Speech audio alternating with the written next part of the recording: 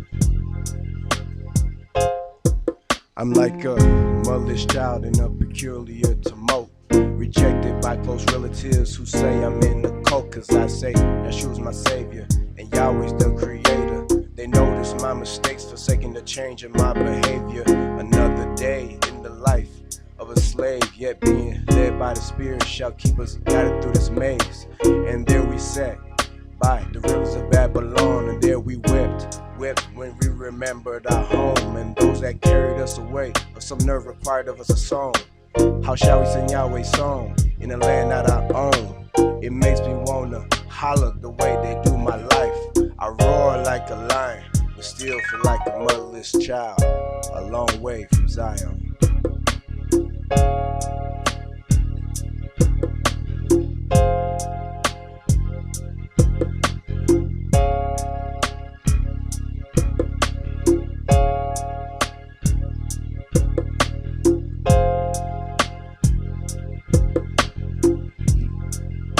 Oh, sometimes I feel like a motherless child. You know, sometimes I feel like a motherless child. You know, sometimes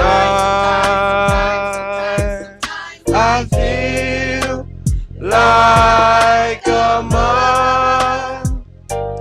motherless child. It's a long way from home. A long way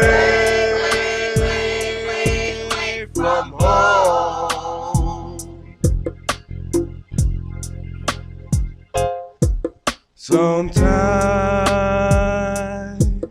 I feel like I'm almost gone. You know, sometimes I feel like I'm almost gone. You know, sometimes I feel like I'm almost gone. It's a long way from home. A long way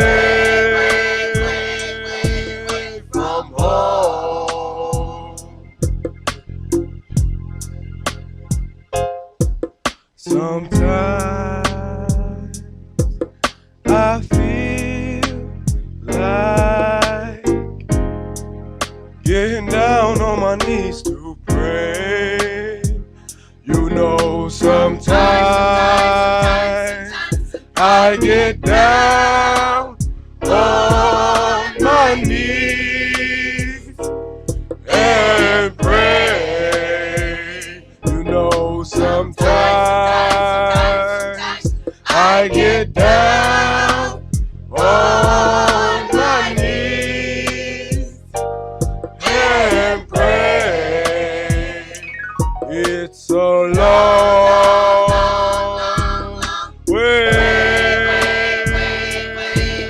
from home.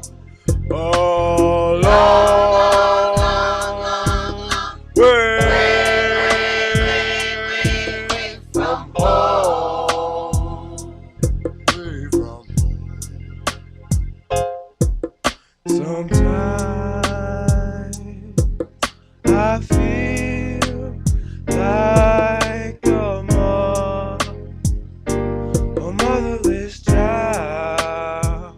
You know, sometimes I feel like a motherless child. You know, sometimes I feel like a motherless child. It's a long way from home. A long way from home. Way from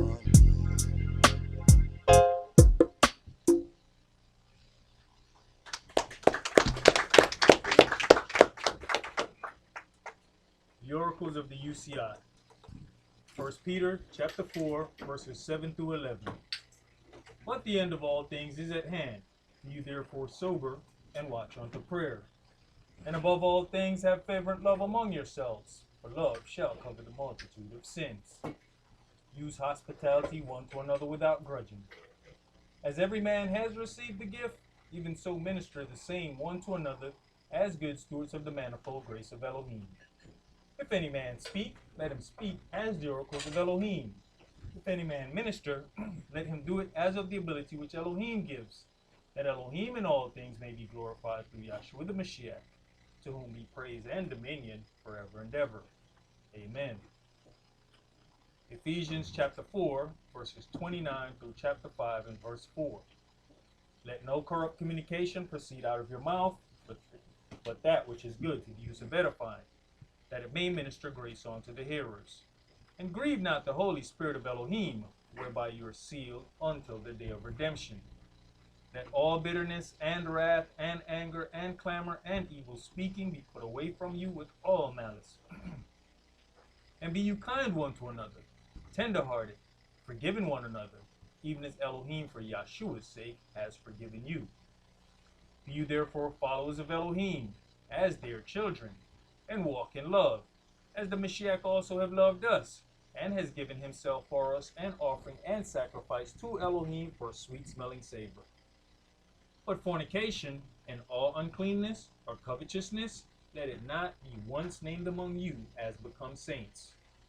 Neither filthiness, nor foolish talking, nor jesting, which are not convenient, but rather giving of thanks.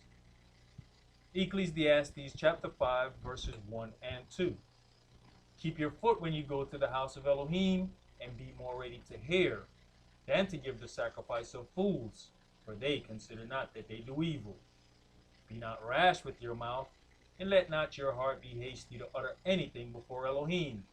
For Elohim is in heaven, and you upon earth, therefore let your words be few. Exodus chapter 23, verses 20 and 21. Behold, I send an angel before you, to keep you in the way, and to bring you into the place which I have prepared. Beware of him, and obey his voice. Provoke him not, for he will not pardon your transgressions, for my name is in him. Revelations chapter 3, verses 20 through 22. Behold, I stand at the door and knock. If any man hear my voice and open the door, I will come into him and will sup with him, and he with me. To him that overcomes will I grant to sit with me in my throne, even as I have also overcame and am sat down with my Father in his throne. He that has an ear, let him hear what the Spirit says unto the churches. All right, Shabbat Shalom, Shabbat shalom. which is peace on Yahweh's holy Sabbath day. Welcome to another holy convocation that Yahweh has enjoined unto us here in Stone Mountain, Georgia. As we know, we are getting closer and closer to our holy day of Passover. Praise Yahweh that we were able to keep our New Year, the Hebrew New Year, last night. And it's one of those things that has we continually keep all of the things of the heathens, and those things are just readily right in our minds. But when it comes down to keeping the things that we have, we don't know anything about them. You know, it's so many people that really have no idea that there is a different New Year than January 1st. And if we continue to just stepping by our culture and adhering to everybody else's culture, we're going to end up having situations where our kids, although they have grown up in this word, they will be more partial to the heathen way of doing things, because they look and they say, you know, hey, the heathen's having fun on their New Year, not, you know, even understanding that they're worshiping other gods, at, you know, the whole thing about watch night service, you know, who January is even named after, a two-headed god. You know, we thought we were doing something holy by not going to the club, so we started going to church on that night that they call watch night. And they always had that same ritual: turn around at the door, countdown to, you know, New Year, and then turn around. And what we didn't understand is that we were doing mock rituals for the two-headed god Janus. That is who January is named after. And the only time that you can really worship that god is 12 o'clock midnight on December 31st. This is when the mock ritual of the two-headed god Janus is performed. And you know how many years I took a part in that and had no idea that I was worshiping a heathen god? Now, the pastor knew it, because here's my problem. I can go through this book from Genesis to Revelation and I can't find that. So how is it that I go from church to church and every last one of them was doing the same ritual? So where all y'all get it from? If all of y'all doing the same ritual, but I can't find the ritual nowhere in here. So you had to get it from somewhere. Where did you get it from? Nobody wants to answer that question. And these are the things that our people, you know, are have been given. So these are the things that are in the forefront of our mind. We even, growing up, we celebrated April Fools, not knowing that what April Fools was. And it's a common thing to basically present a really huge lie and then say, April Fool. Now, the April Fool were the heathens making fun of the real New Year. See, Yahweh said, let there be light, everything start growing. Ain't nothing growing in January. Matter of fact, it is one of the deadest times of the year. Everything is falling off the trees. You plant something, it ain't gonna grow unless you got some of that special grass. Ain't nothing gonna grow. When Yahweh began something, there was growth. He didn't say, let there be light, and then 3 months later, oh yeah, okay, well here come the light. No, he said, let there be light, the light start. So we have gotten accustomed to keeping the ways of the heathen, and they have the adversary, the devil, has a marketing plan that is out of this world. So what happens is he is going to make sure that you're going to hear the lie many more times before you hear the truth. So you've already gotten accustomed to the lie. You've already gotten used to hearing it. So it sounds normal to your ears. So by the time you hear the truth, you're going to think something wrong with it. What you mean the New Year's in April? The ending of March. Man, that don't even sound right. No, it don't sound right because your entire life you have heard a lie. So now you've gotten accustomed to the lie, so the lie sounds right to you. Even when people look at Chinese New Year, it's in March. It's not in January. So our belief that everybody keeps that, is what causes us to deal with some things. And as we're setting off our fireworks, did y'all notice the people who would just come by and start blowing the horn or whatever? They don't know what y'all celebrating, but they just like, I want to be a part of that. Pom pom, hey, bro, hey, yeah, shoot some more of them things up in there. They don't know what you're doing, but you know what? They know something different. Because it wasn't like we just had 3 or 4 fireworks. Now they said, wait a minute now. Well, they celebrating something over there. And sometimes that's how you set yourself apart. Remember, he says the children of Israel, his people, are a peculiar people. How can you be peculiar if you're just like everybody else? How can you be peculiar if you look like everybody else? How is that peculiar? That's just extra regular. That's not extraordinary. That's not extraordinary. That's extra regular. It's a difference.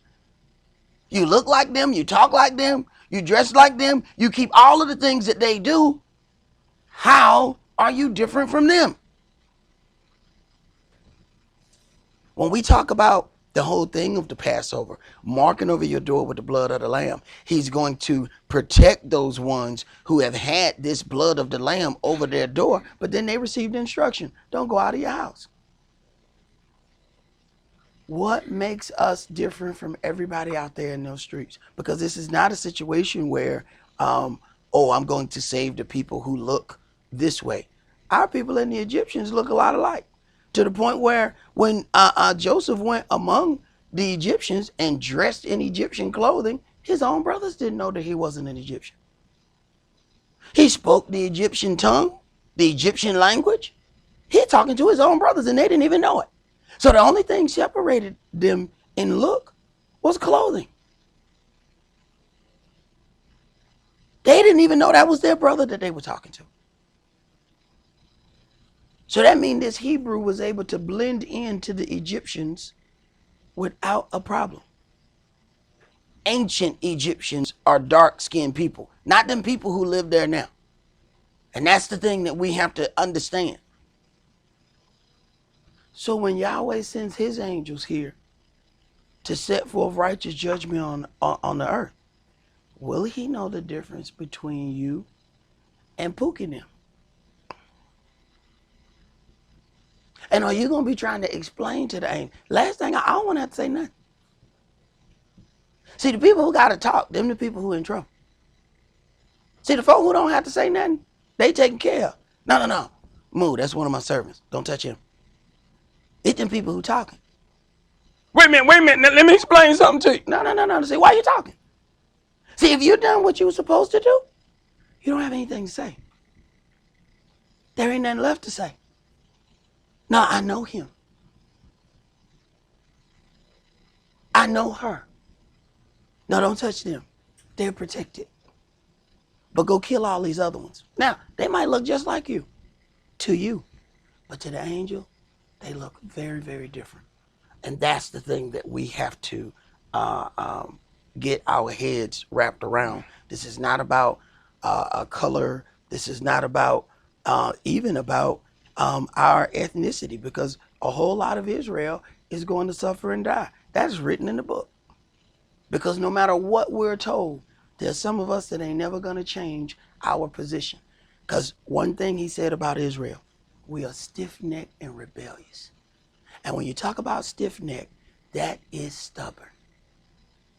And you can try to teach a stubborn person all you want. They will listen to you. All you're doing is throwing your words in the air. Because they will sit there and listen to you for 2 hours straight. And at the end of the day, they're going to go and do exactly what they were going to do before you start talking. That's Israel.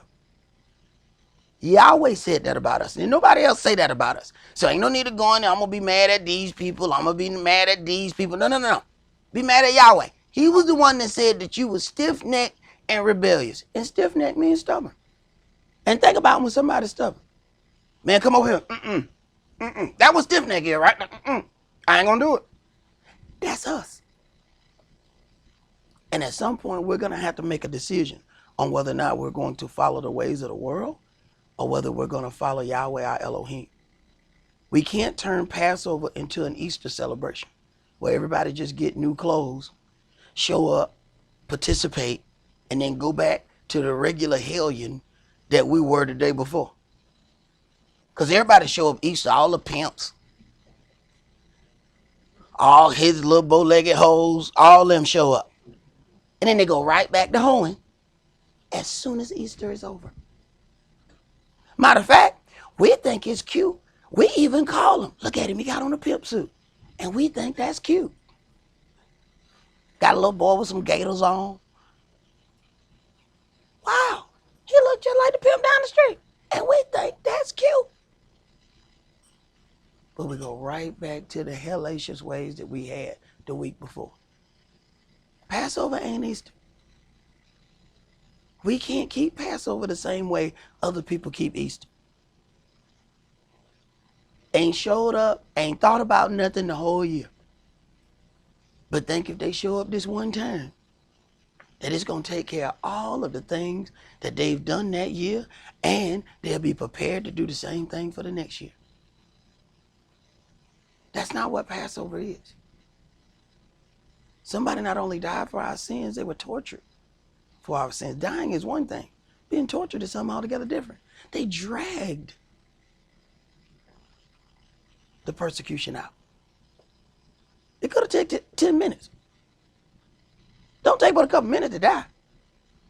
That's not what happened. So that's something that we're going to have to consider as we go and get closer and closer to this day of Passover. We're going to begin today's sermon in Romans chapter 3. And today's sermon is entitled Faith, Righteousness, and the Spirit of the Law. And what ends up happening is a lot of times we stumble at this stumbling block of the law. And some try to keep the letter of the law. The letter of the law is not something that Israel can keep. It's not anything that we were told to keep. We deal with the spirit of the law, which is the righteousness of the law. So there's some things that we have to understand about that, because the adversary is very good at twisting things around, making you think that something that is good is bad, and then making you think that something is bad, making you think that that thing is good. This is how he operates. And we have ended up having to work and operate in corporate America, so we have picked up the hypocrisy of corporate America, where they smile in your face but say all kind of other things behind your back. We've picked up those ways. And we didn't have to.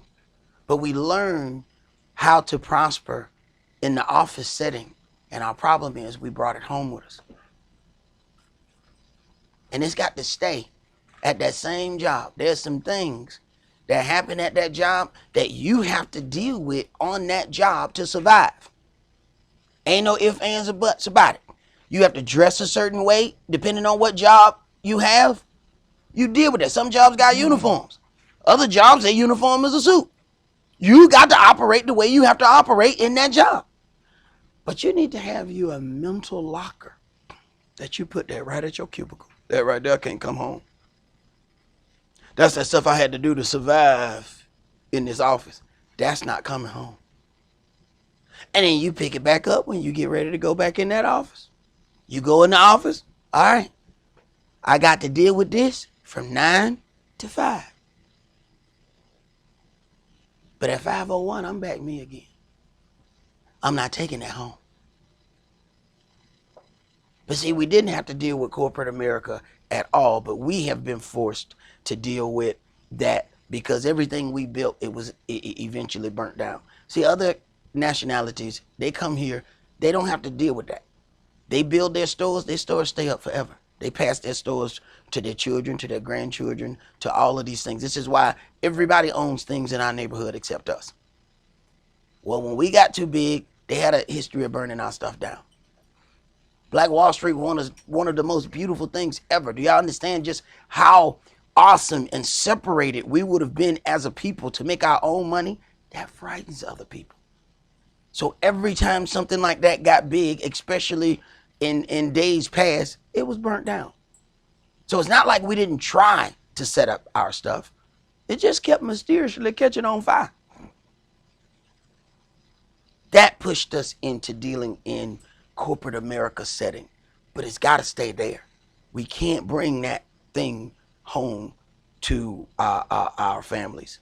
Romans chapter 3, and let's start that at verse 1. What advantage then has the Yehudi? Or what profit is there of circumcision? Much every way, chiefly because that upon them were committed the oracles of Elohim. The oracles are these instructions, these things that were given, these duties that were given unto the circumcision or the children of Israel. And it's one of those things that we don't even understand what the circumcision is for. We just got our child circumcised because that's what they said we were supposed to do. And it is amazing. The first thing that you're going to hear in Sunday church is how we don't have to deal with anything of the law.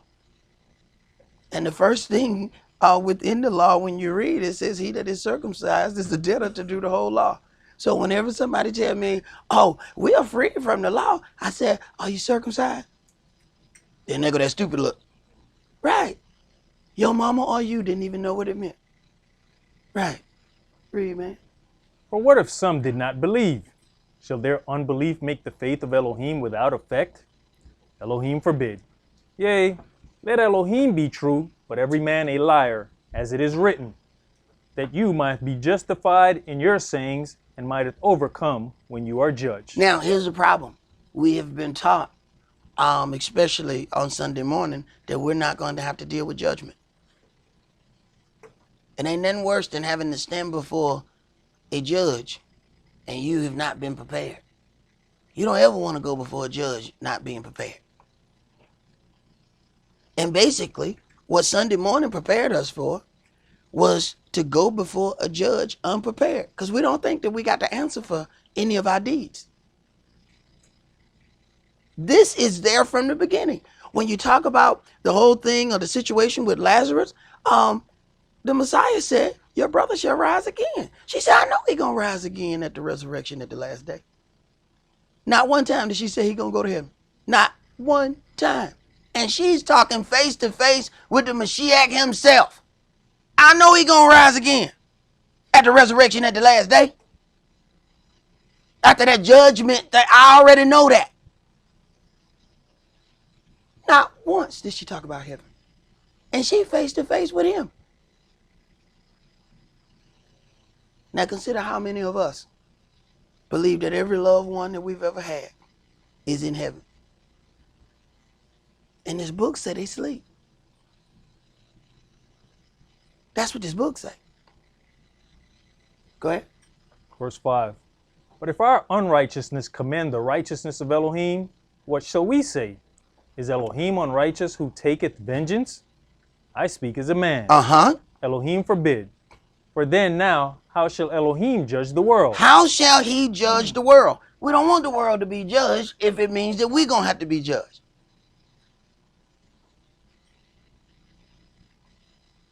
But the world going to have to be judged. Why would Yahweh be happy? Look at the condition of the earth and the things that's going on in it. Why would he be happy about that?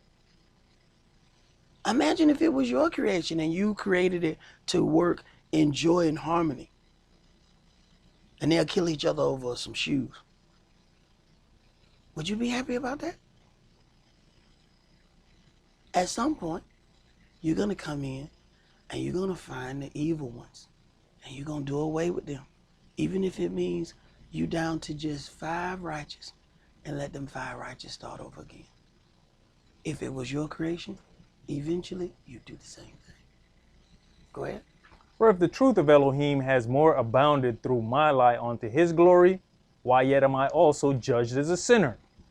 And not rather, as we slanderously reported, and as some affirm that we say, let us do evil, that good may come, Mm-hmm. whose damnation is just. Right. Their damnation is just. See, there's certain words that are curse words that we think curse words are something else. We think that those are mean words that we don't like. A curse is the opposite of a prayer.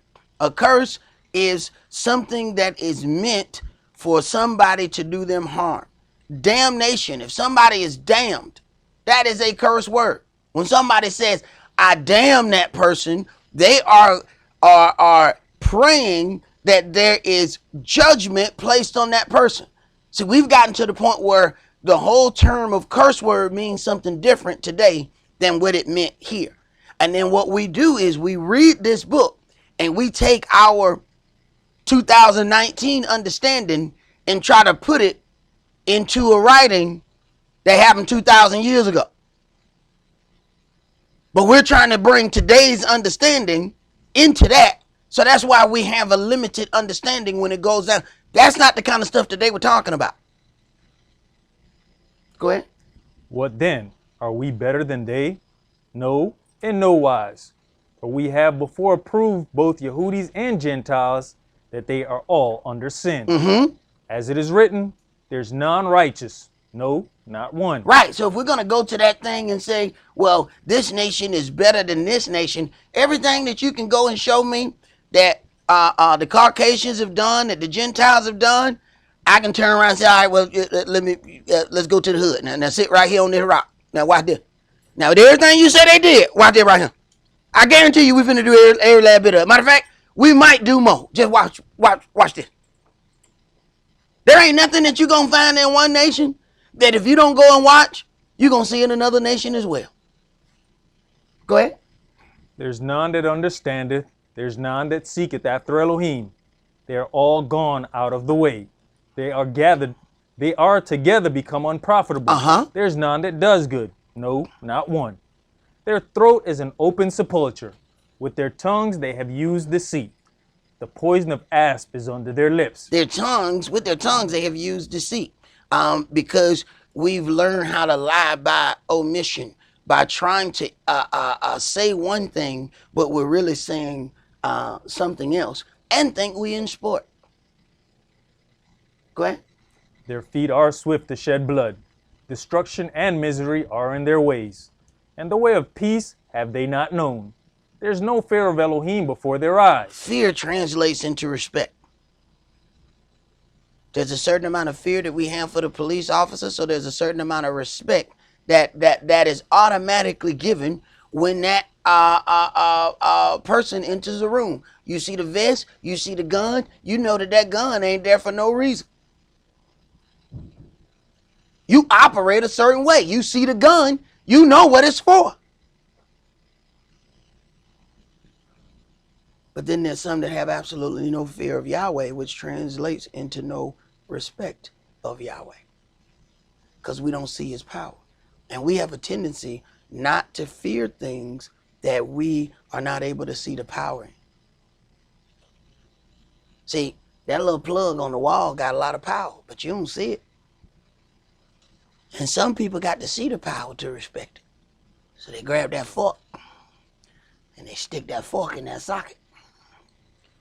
And when they wake up, they know, I fear that and I respect it now. Why? Because they stuck that metal object in there and then they saw its power. See, the socket don't just sit around and boast of its power and tell you, man, I power these lights. I power this TV. I power all. The socket don't do none of that. You don't see none of its power. All its power is behind the wall. But to see that power means something about to happen to you. And I've gotten shocked before. Made me scream like a girl at the top of my lungs. I mean, I put everything in there. And then I was so disoriented, I didn't even know I had screamed the first time. Touched it again and screamed the second time. It knocked you to the point that you don't even remember exactly what just happened. That's why a lot of times you find kids who do stuff like that. Because they can't see the power of that. Well, Yahweh has a tendency to not show his power to people whose heart ain't right. Because he want to see, do you really fear me? Or are you just afraid of some power? And there's certain things that are written in this book. Are you not afraid of the power? You can't be afraid of power that you don't know exists. Go ahead. Verse 19. Now we know that what things soever the law saith, it saith to them who are under the law, that every mouth may be stopped, and all the world may become guilty before Elohim. Therefore, by the deeds of the law, there shall no flesh be justified in his sight. Now, to understand that, then we have to understand what the deeds of the law are. The law in this book is separated into three parts, just like the law in America is separated into three parts. We have dietary law, we have moral law, and then we have sacrificial law. What Yahshua dealt with was sacrificial law. These were the things that had to be done to set forth or put that person back in a righteous state. Those things Yahshua took away and took out of man's hand, because there's absolutely no sacrifice that could be done at this point that's going to be better than a sinless man. There ain't no goat you're going to find. There ain't no lamb you're going to find that's going to be better than the lamb of Elohim. So now we're talking about the deeds of the law. And not understanding this, a lot of people taught that this meant the whole law was done away with. Go ahead. For by the law is the knowledge of sin. Verse 21. But now the righteousness of Elohim without the law is manifested, being witnessed by the law and the prophets. So now the righteousness of Elohim without the law. So now you can be set at righteousness by the sacrifice of Yahshua without you doing that sacrifice yourself. As it is written, the blood of bulls and goats could have never taken away sin. It was given. This was our schoolmaster to lead us to the Mashiach, to lead us to a better sacrifice. All the animals did was man suffered some kind of loss for his sin. Same thing that happens on a business setting here. You get caught speeding. How they let you know you did something wrong? Get your ticket. When you go down there, they say that ticket gonna be $250. Oh my goodness. Now you feel the power. Now, when you going down the road, feel good when you tap on that gas and you hit them pipe. Then automatically, $250. Just pop in the back of your head. Right. Suffering loss for that particular thing. Now all of a sudden, you see somebody foot back off the gas. Baby, why are you slowing down? 250 just jumped right in my head. It just stuck right there. Right. Well, these animals, if this was their form of money, you're finna have to lose something every time you see them. Now you got to lose the best something, because you know us. We'll try to get, you know what I'm saying, the little pigeon-toed lamb, you know what I'm saying? The one that's all scabbed and scurvy, you know what I'm saying? He's like, no, I ain't going to accept that one. I want the best one you got. And y'all know we particular when it come down to the best of whatever we got. We'll give somebody, all right, you can have that one, but you can't have that blue one. That's that one right there. That's the one. You can't have that one. That's the one you got to offer up every time you see it. You got to go get the best of your stuff. And we don't like getting rid of the best of our stuff. We funny like that. We want to give away the worst of our stuff. That ain't going to work for a sacrifice. He's not going to accept that. So now you have to deal with righteousness being set up without losing something. Now this actually speaks to, do you have a conscience? Because you're not losing anything physically anymore. This was monetary loss. This was like a sin tax. Every time you sin, tax. And I guarantee you, sin would go down enormously if we had a sin tax. You did what? $75. I ain't going over Keisha's house no more. Man, that cost me $75. I ain't going over there no more. You don't take care of that business. See? Because we don't like losing stuff. That's what the sacrifice was. Then you got to sit there and watch that thing die. There's some of us, our dog died, and we can't go to work for a week. And one of your animals got to die every time you did something wrong. Now we got a different thing. Now there has to be the thought of every time you have done something wrong, that Yahshua stands into the breach for that. Now you have to think about his sacrifice. But you don't get to see it all over. You don't have to stand before it and witness it. So that means the care of that sacrifice has to be in your heart. Otherwise, none of this does you any good. Go ahead. Romans chapter 3 and verse 22. Even the righteousness of Elohim, which is by faith of Yahshua the Mashiach, unto all and upon all them that believe, for there is no difference. Right, because you have what they call the law of sin and death. And the law of sin and death is whenever there was a sin, by law, something had to die, because blood makes atonement for sin. That is the law of sin and death. Somebody sinned, something got to die. Think about how much death had to take place on earth. Think about just the things that we might have done wrong in one day. Now multiply that by everybody that's in this room. Just the ones in this room. Think about how much death has to take place. And although it looked like we might have gotten away with something, you know, that death just transferred into us. Now look at all of the things that you see on television. Every time you turn around, somebody done shot somebody for something. Somebody dead for something. It's still death in the earth. The problem is we're just not the ones that are doing it, and it's not animals. It's us that's dying. Sin causes death. So we think we got away from it. Well, animal sacrifice is gone. We ain't got to worry about that. Turn on the TV and just sit there. And just watch how much death happens. Then pay attention to how much sin happens. It is directly related. Go ahead, brother. Well, you consider the work that the priests had to do to kill all those animals. You know, for all these people, for their sins. And you can imagine how much work it was. Yeah, it's a lot of work.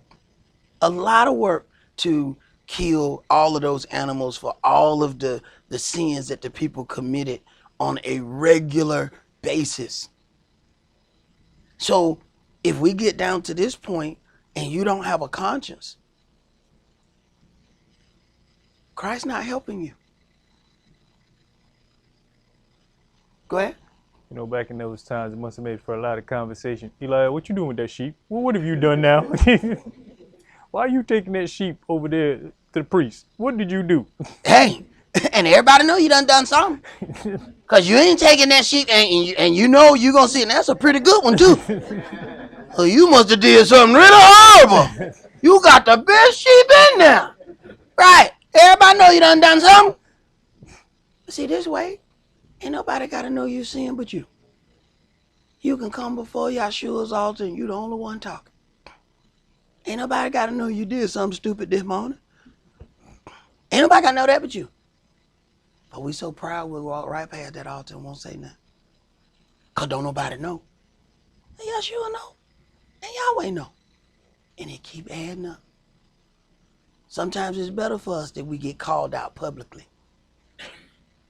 Because sometimes we keep it under wraps too long and we keep going. And it keeps building up and building up. When you look at the people who get away with a robbery or something like that, ask them why they kept going. I got away with it. That's their only reason for not stopping. They kept getting away with it. So they kept doing it. Sometimes the best thing for people is that they get caught. And Yahweh put them in a public square. This is you on videotape crawling out of the window. Ain't that worse than seeing that video in HD right when the person look up and they got that stupid look on their face and everybody know, that's James! Done deal. You going to jail before nightfall. Everybody know that stupid look. And these cameras getting clearer now. When they put certain things on TV, we be betting in my house. I bet he be in jail by tomorrow. I bet they catch. I said, that's too clear right there. Everybody gonna know. Man, the calls come flooding in. They're like, we know who that is. We all know who that is right there. Used to be a time where you can have something on camera and the camera's so fuzzy, you think it's you. Maybe I robbed the bank. I don't know. I can't see who that is. They got wide shoulders. Baby, what was I yesterday around 2?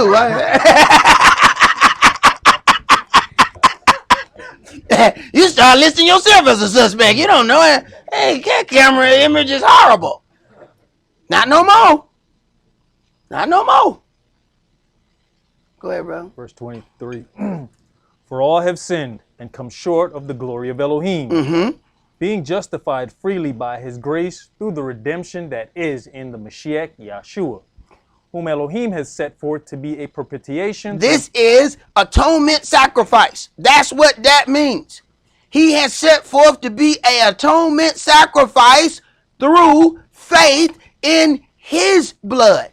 See, when these things are not explained to us, we really don't understand what's going on. This is what has taken away the sacrificial law. That has absolutely nothing to do with moral law. That has nothing to do with dietary law. Those things are still there. When we read in the New Testament, then Yahshua automatically starts saying, you shall not steal, you shall not commit adultery. Wait a minute, those things are in the law. Why is he still talking about that? Because that has absolutely nothing to do with sacrificial law. But not understanding that, we have been taught something different. This is why people think they can lie, steal, cheat, murder, and as long as they say, forgive me, Jesus, right before they die, they think they're taken care of. This is why. Because they didn't understand. This is how definition of one word can change the whole meaning of a chapter. If you don't understand propitiation, atonement, sacrifice, if you don't understand certain words, you're just reading. We can put on the Bible software and just let it read to us. That don't mean we understand anything that was said, but we can say, hey man, I read the Bible about 4 times. There's sometimes you're going to have to stop and define certain words. There's certain things that you're going to have to stop and go somewhere else so you can understand what are they talking about. This don't make no sense. Then you got to go back, get the foundation of that, then read that again. Oh, now this makes sense. Other than that, you're just going to be then, talked about, yeah, I read this whole book. But you still won't understand anything. Go ahead. To declare his righteousness for the remission of sins that are past through the forbearance of Elohim. Read that part again, that last part. To declare his righteousness for the remission of what? Sins that are past. I'm sorry. See, one of the things that we've been taught that he take care of our past, present, and future sins. I just want to pray today for what I'm going to do at Keisha's house next week. I just want to... Bro, no, you going to hell for what you finna do at Keisha's house next week. See, we think we covered already. We ain't done it yet. It's on the calendar, though. So what's on the calendar? Oh, yeah, don't worry about that, brother. Don't worry about it. No, you planning something. That's even worse. That's premeditated sin. See, anybody can fall and come short. That's what's happening right now, today, in the present. No. If I see you got it on the calendar, no. That's premeditated sin. That ain't the same thing. Go down to them folk courthouse and see what they tell you. Did you plan this murder? Or was it a situation and something got out of hand and somebody died? That's a different time. That's a different charge. That's a different prison sentence. If they can prove that you sat down and planned it, you got a whole block of years on top of what that was you done. Because you planned it. And I see folks, and they tell them pre-lies. You know, the pre-lie is the setup for the main lie. So they'll tell you the Tuesday lie for the stuff that they plan on doing Thursday. So I just watch folk when they tell them pre-lies. I like, he think I'm stupid. Huh? He telling that little pre-lie. That's so cute. Right. I know exactly what's finna happen Thursday. Right.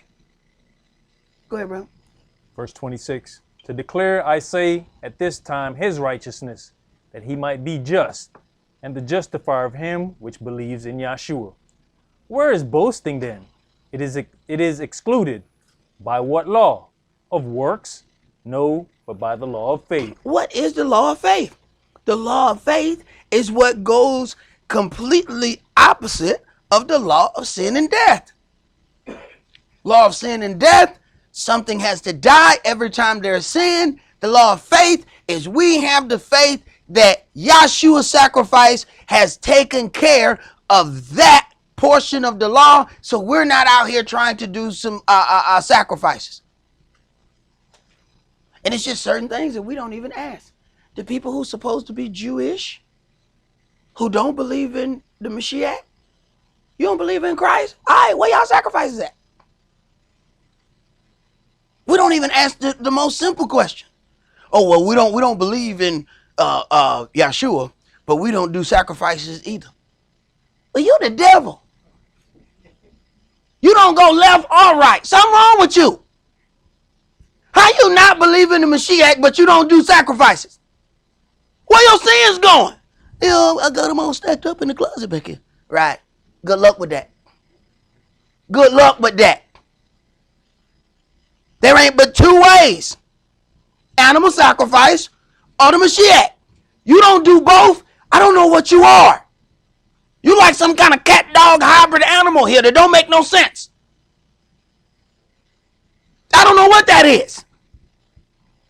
But these are the people we go and give all our money to. There's whole Christian organizations that give these people millions of dollars per year. And these people don't have one direction from one way to the other. No sacrifices, but don't believe in Christ. And these are the people you send your money to. We're stranger than they are. Go ahead. Verse 28. Therefore we conclude that a man is justified by faith without the deeds of the law. There we go again. Deeds. There's certain things that you have to pay attention to. We think that then meant all law. This is why it'll get confusing when Christ started talking about you shall not lie. He said all liars shall have their part in the lake that burns with fire and brimstone. Well, why would he be punishing liars then if all the law is done away with? This is deeds of the law. If he already knows, what did he tell Israel? There will not be one stone left upon another with this great temple that y'all like to deal with and y'all think is so wonderful. He know he gonna knock down the temple. Where you gonna do the sacrifices at anyway? So he's taking care of the business before he knocks down the temple. People don't understand there's a method to Yahweh's madness. You got to have a way of righteousness that does not include the temple or sacrifices. And he gives them that before he knocks it down. But he tells them, you do know the Gentile going to come in here and knock this down, right? So all y'all that justify yourself by animal sacrifice, how you going to do it in a minute? Because it ain't going to be one, it's going to be a bunch of rocks when these folk get through tearing it down. And I'm the one that's going to make sure they tear it down. But he had already given them another direction. But see, there's some of us that couldn't take the other direction while the old direction was still standing.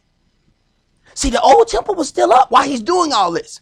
So that's why you got us separated in scribes, Pharisees, the sect of the Nazarenes. That's what they call the people who followed Yahshua. They're in the sect. You know, they call them cults. Okay, so they said them cults of the Nazarenes because the temple's still standing now. So he talking this wild mess to them. Then the temple get knocked down. Uh-oh. What we gonna do now? You remember he already told us this before. That's how some people didn't come over to that word because they didn't have any other choice. There wasn't any other place to do any more sacrifices. But he said that before any of this had taken place. Yahweh always provides a way for us to get off of that road that we're on. You still got to take the exit though. Just because you saw the exit don't mean nothing. You got to take the exit. Go ahead. Is he the Elohim of the Yehudis only? Is he not also of the Gentiles? Yes, of the Gentiles also. Uh-huh. Seeing it is one Elohim, which shall justify the circumcision by faith. By faith. And uncircumcision through faith. Those are two totally different paths. One is by, one is through. So when somebody teaches a one-size-fits-all way to salvation, I can tell them there's something wrong with your teaching. See, when Euro Gentiles come in here, I teach them, all right, Israel, this is something you have to do. If you do it, it's extra credit. Then we start feeling, wait a minute, wait a minute. He getting extra credit, I'm just getting regular credit? Yeah. I'm sorry if that hurt your feelings. We need to put a feeling bag right there at the door. Put your feelings right there in that bag and go get your feelings on the way back out. Don't bring them in here, because what it's going to do is it's going to cause you not to learn. That's what feelings do. And it's amazing that we can set them feelings aside when we get in a check. When we go clock in 9 to 5, them people say stuff that we don't like all the time. And all we do is just mumble. And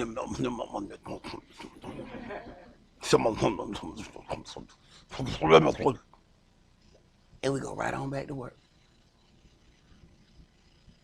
But that same thing caused us to lose our salvation. Think about the people when he said, except you eat my flesh and drink my blood, you have no part in me. Man, they got away from Yahshua so fast. They got offended. And he let them get offended. Then he waited. And then he explained to all the people who stayed, yeah, this bread, that's my body. And this wine, this is my blood. But see, all the people who were ticked off, they already gone. They never heard that explanation. Their feelings drove them away. Be careful with them feelings. Put your feelings in check. Because your feelings will lead you away. And after your feelings lead you away, then Yahweh will explain something. Oh yeah, by the way, such and such. Now you have to ask yourself, why did he wait to explain that? Because he wanted to drive the people with feelings away. He knew exactly what he was doing. He could have at any point said, all right, I ain't going to tell y'all ain't got to eat my body. I'm just saying this is symbolic. He could have said that, but why? Then he's going to have more people in the room, and that's what most of us are all about. We think the more people we can get, the more it justifies our ministry. That's not how Yahshua operated. He got rid of people. He said some of y'all just came to eat.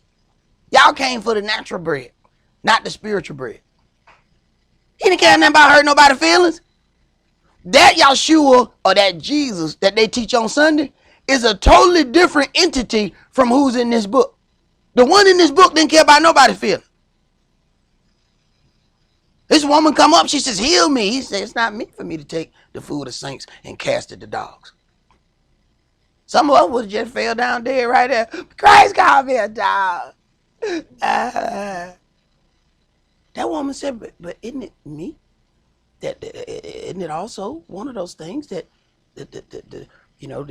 we eat the crumbs, the dogs eat the crumbs that fall from the master's table? Woman, you heal. Would we have stayed there long enough to get our healing? Or would your feelings have taken you out as soon as you heard dog? No, he didn't just call me a dog. Who you calling a dog? And there go your blessing. Right out that window. There go your blessing. Because your feelings jumped in and said, let me talk. I know what to say. Anytime your feelings want the microphone, you know it's something wrong. When your feelings ask for the mic, give me the mic. Give me the mic. Let me talk. I know what to say. You are in trouble. Do not let your feelings get the microphone. It want to talk. Don't let it. These people could have talked themselves right out of their blessing if they let them feelings take that microphone. You got to put them feelings in check. Are they going to talk you out of your salvation? Go ahead. That's verse 31. Do we then make void the law through faith? Uh-huh. Elohim forbid. Yea, we establish the law. Right. And if you don't understand that there are three facets of the law, this don't make any sense. Because one way is talking about doing away with the law, then it's talking about establishing the law. How you going to do away with it and establish it? Because you don't understand all the parts of the law. And if you deal with that, then you understand at the end when he's talking about, no, we don't make void the law, we establish the law. We're just doing away with this part momentarily. We're doing away with sacrificial law. But if that's not explained to you, you are on a totally different page. Let's go to 1 John chapter 3.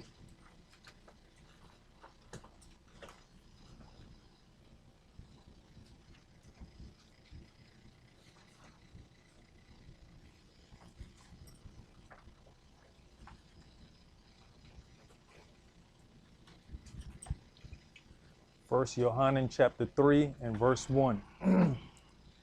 Behold, what manner of love the Father has bestowed upon us, that we should be called the sons of Elohim. Therefore the world knoweth us not, because it knew not him. Right. See, the world can hear worldly things. But only those that are trying to walk in the Spirit, only those people are going to be able to hear spiritual things. This is why he says, I haven't given this to the wise and the prudent. They have desired to hear these things, but have not heard them. And they have, so it's not about physical smarts. You can go home and talk and try to explain this word to some of the most educated people in your family. They got masters and PhDs and they got all kind of stuff. They cannot understand the things of this word. It's not about how much mental capacity you have. If that spirit is blocked, they are not going to be able to hear the things of the Spirit. I don't care how long you talk to them.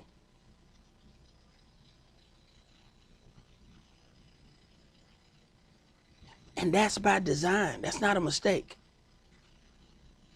Go ahead. Beloved, now are we the sons of Elohim, and it does not yet appear what we shall be. But we know that when he shall appear, we shall be like him, for we shall see him as he is. And every man that has his hope in him purified himself. Verse 3, and every man that has this hope in him purifies himself, even as he is pure. Whosoever commits sins transgress also the law. For sin is the transgression of the law. That's the definition of sin. And why do we have to understand what that is? Sin is the transgression of the law. So if anybody is trying to say that you are committing something sinful, all right, show me the law. Sin is not defined by what you like or what you don't like. That's not the definition of sin. Oh, well, I don't like this. Now, there are things that may not be listed as sin, but if it causes you to do sin, then it's sinful. Now, we can get in this book. We know that he says, bring me your wine, your liquors. We know that this is not against the rules of this book for us to drink. But if you drink and then you wind up naked in somebody else's tent, now we got a problem. It's not that it was illegal to drink. It's completely legal to drink. It was what you did after you started drinking. Now you done forgot which house was yours. But that's not your house. You can't go in there and get undressed. Now you out here whistling at everybody because you done got a few drinks in. Now everybody look good to you. How you doing, man, lady? You're fine, sir. See, now you don't need to be drinking. See, because you don't forgot which woman is yours. See? See, that's not the alcohol fault. Now we want to blame. They were nothing but the doggone wine. Now, that's not the wine. That's your problem. Because I drink wine. It don't make me forget who I'm married to. Why didn't it make me forget what my house was?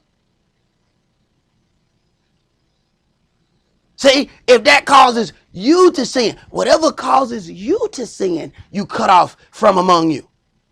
Don't make that a sin for somebody else. Because you can't remember where your clothes supposed to be when you drink. Don't turn around and make that sin for somebody else. No, brother, you don't need to drink. No, you don't need to drink.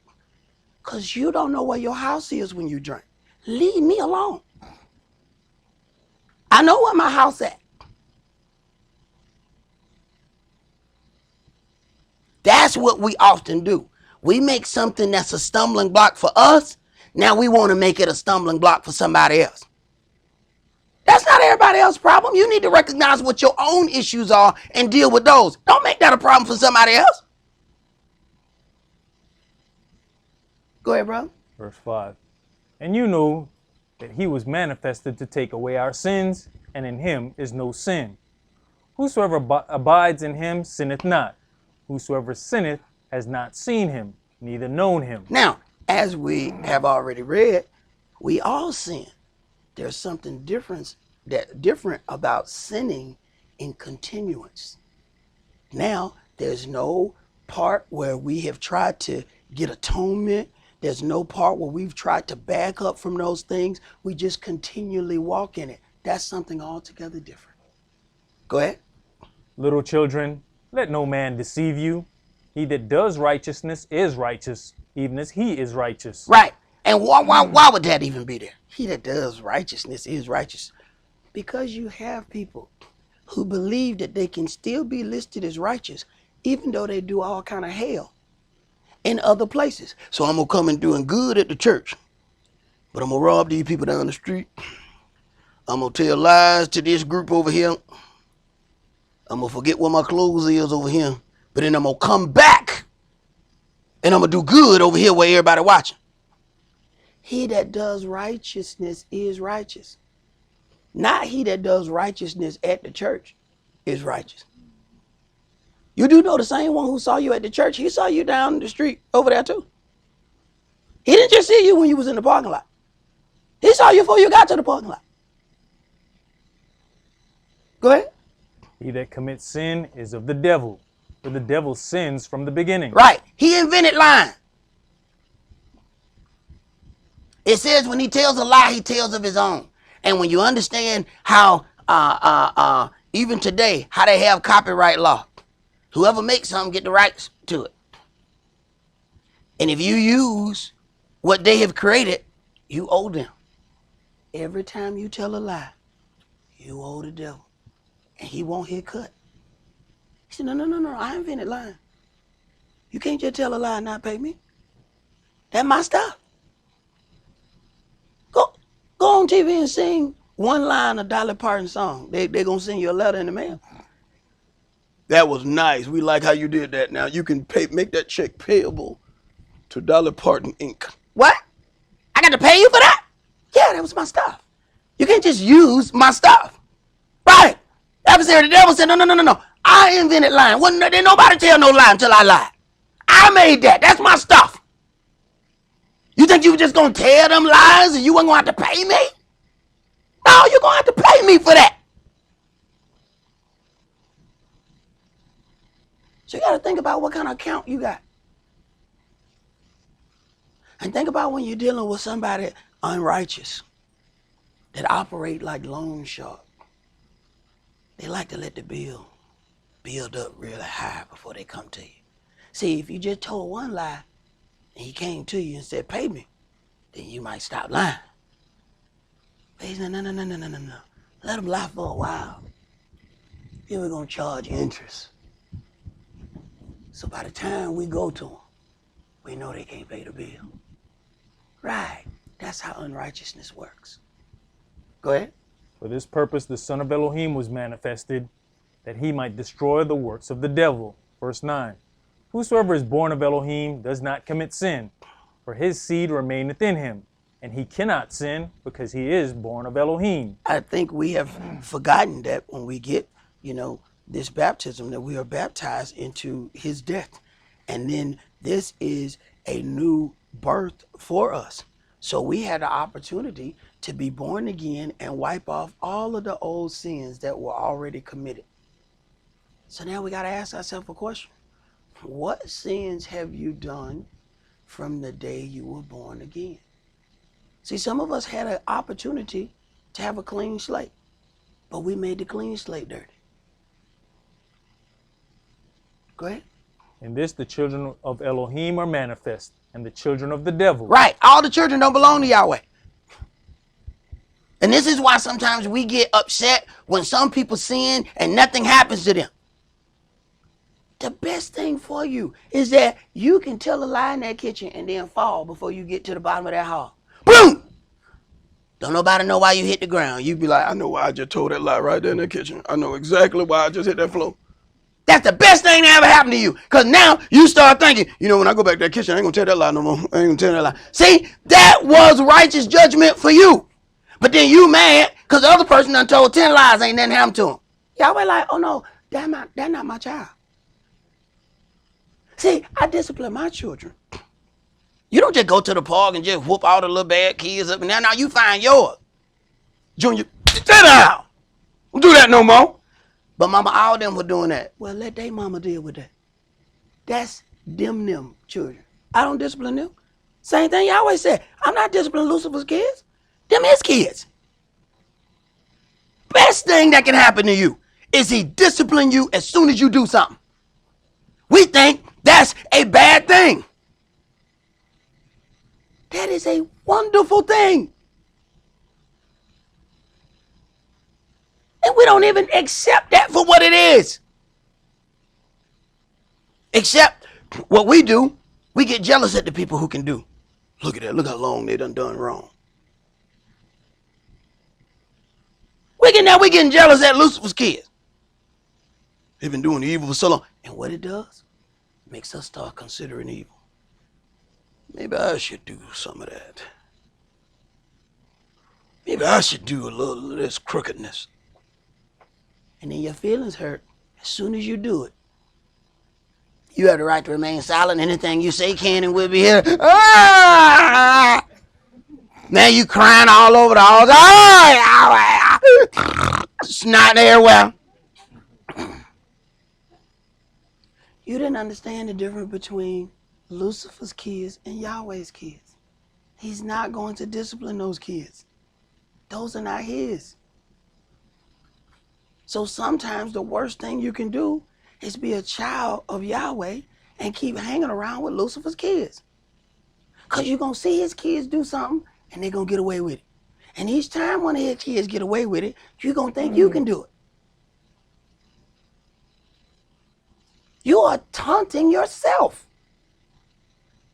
because you don't know the difference. And I mean, I don't understand what the confusion is. We knew growing up, there were some mamas that was different from other mamas. You can go over some dude's house, man, they mamas let them do anything. So what we do, hey man, I want to go over their house because they can do anything over there. You know good and well, you go to your house, my mama gonna crack my head to the white meat if she even see me do some stuff. You already know, don't bring that there. She not gonna allow that. Their disciplinary action works completely different. We need to consider that. Hanging around Lucifer's children can be very detrimental to your salvation. Go ahead. Whosoever does not righteousness is not of Elohim, neither he that loveth not his brother. All right. Let's go. I want you to read this on Romans, the next graphic here on Romans 4. Y'all don't have to go to that. Go ahead and read that, bro. Because the law worketh wrath, for where now law is. So where no law is. For where no law is, pardon me, there is no transgression. Right. So if there is no law, there is no transgression. And it's very interesting how you'll hear people say the law is nailed to the cross, not understanding that they're dealing with sacrificial law. But them the same people that as soon as their car gets stole, they are upset. Why you mad? I thought you said it wasn't no law. If there's no law, there's no transgression. That means the person didn't do anything wrong by stealing your car. That means the person didn't do anything wrong by climbing in your window and sleeping with your wife. What's the problem? Why you mad? If there's no sin, there's no law, then there's no transgression. But as soon as something is done against us, oh, it was a transgression. That means it must be law and sin then. You can't just jump back and forth in this as it suits your particular need. There's either sin or there's no sin. You can't jump back and forth. And that's what I see people doing, church folk doing, jumping back in and out of this law as it suits their particular need.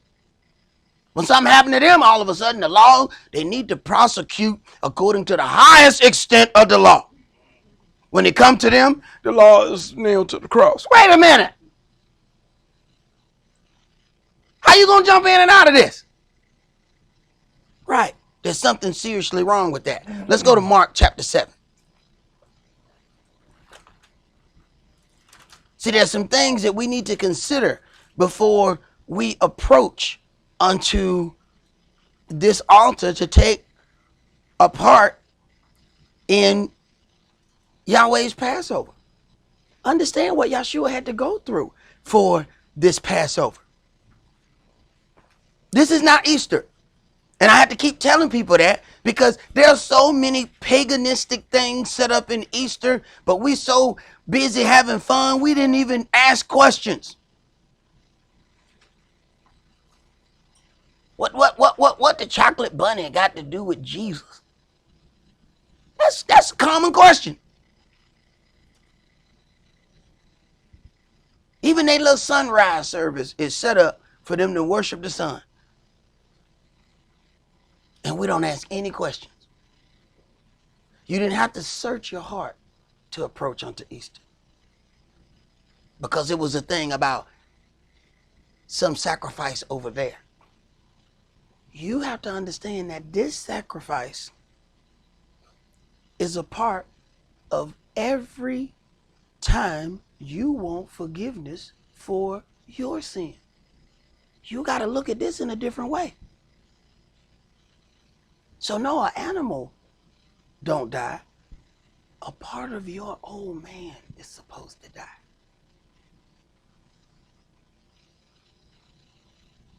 That's a spiritual sacrifice. That's what we should be making. Mark chapter 7, and let's start that at verse 7. Howbeit in vain do they worship me, teaching for doctrines the commandments of men. Right. So this is that thing where now the things that we like are, we make them good, and the things that we don't like, now they're being made bad. See, like I said, it's not so much as something that is particularly mentioned, because this is where people are trying to get slick, because you got folks that are trying to find, them loopholes in the law. And they say, well, this thing is not written in the law. All right, well, let me ask you this. What do you do after you do it? Right, you break the law. So ain't nothing wrong with drinking. What you do after you drink? Well, then you need to stop drinking. Ain't nothing wrong with smoking.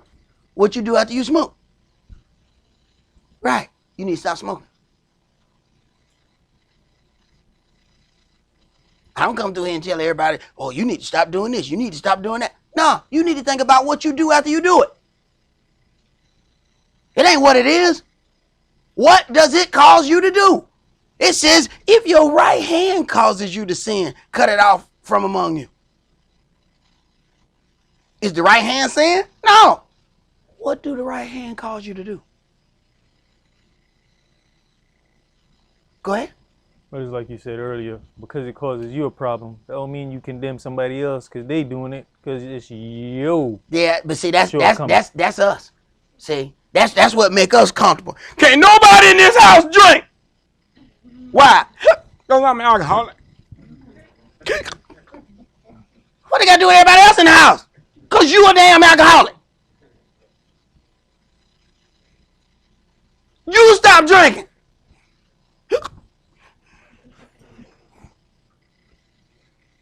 Open all these dishes in the cabinet. Bruh, that's where the dishes go, bruh. That the dishes go right there. That's where the plates go. That's where the cup go. Right. But see, now we want to penalize everybody so we'll be comfortable. See, that make us comfortable right there. Go ahead. For laying aside the commandment of Elohim, you hold the tradition. You hold the tradition of men as the washing of pots and cups, and many other such like things you do. And he said unto them, full well you reject the commandment of Elohim, that you may keep your own tradition. Right. So we're going to set the things of Elohim aside so that we can keep our own ways. And this is stepping on the sacrifice that Yahshua has made for us. See, we don't have to take a part of that sacrifice. We didn't get tortured. We don't have to lose any blood. We don't have to sacrifice an animal again. What we have to do is have some kind of conscience about the sacrifice that was made for us. That's what we have to do. But if you don't have any connection to that, then it's not going to do that thing that it's supposed to do. Let's go to 1 Corinthians chapter 8.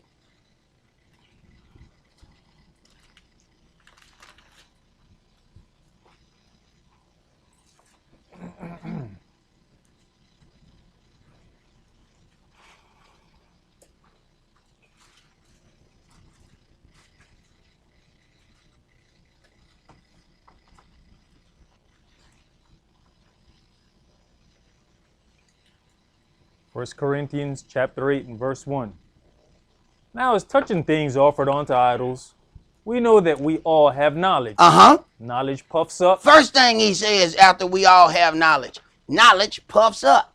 Puffs up is what leaven causes bread to do. It causes it to rise. It is puffed up. When we are puffed up, it's hard for us to be reached. Because now we think we know something, so you can't tell us nothing. This is why I learned to cut certain conversations short. I don't need to keep talking to them because they ain't going to hear nothing. They have already set in their mind what it is they're going to do, what they have considered is just a part of who they are. What's the use of me keep talking to them?